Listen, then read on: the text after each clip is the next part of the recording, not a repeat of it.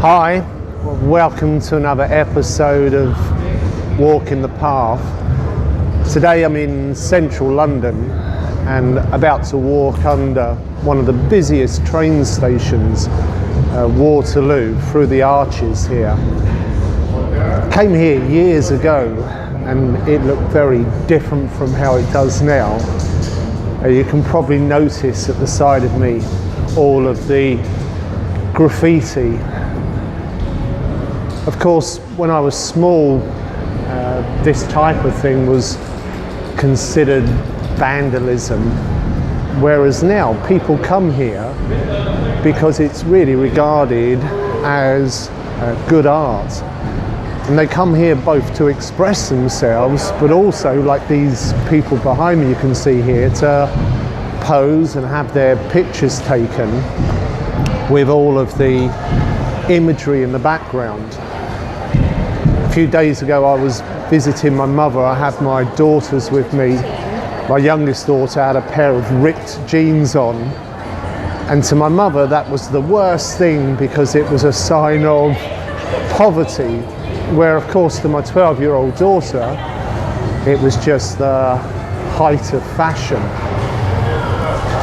Whether we see the imagery as graffiti or we see it as art, whether we see a pair of ripped jeans as being scruffy or the height of fashion, really all comes down to our perception. It comes down to our thoughts. And our thoughts not only shape our perception, but through that our feelings, our behaviour, our reactions towards things. The clearer we are about our own thinking, and that we understand that we can choose our thoughts, the more we empower ourselves to have a good picture of ourselves and a good picture of life. When I came here many years ago, my life had changed dramatically.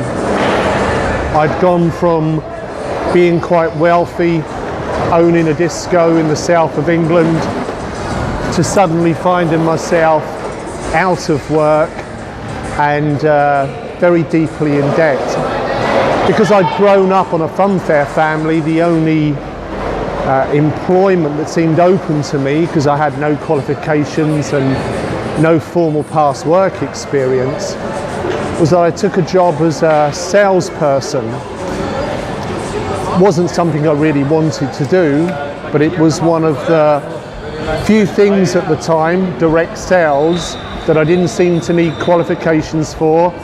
And at the time I wasn't even able to read and write properly. Walking through here one day with my sales manager, and he was asking me about what I was doing, and I had a really negative response towards the thought of being a salesperson.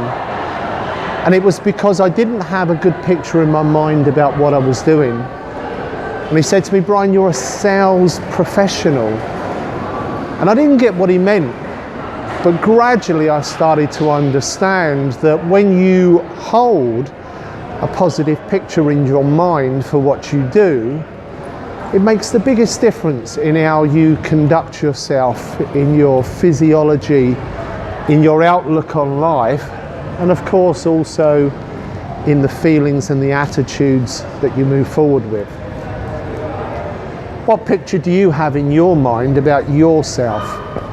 What picture do you have in your mind about the work you do, the place you live in, the things that happen in your world? By choosing to hold your best picture of yourself, of life and of your situation, you empower yourself more fully, you help yourself to have your best day, and ultimately, of course, you live your best life. Until next week, when I'm on a different path, walking a different journey in life, sharing a different thought, I wish you all well. Bye for now.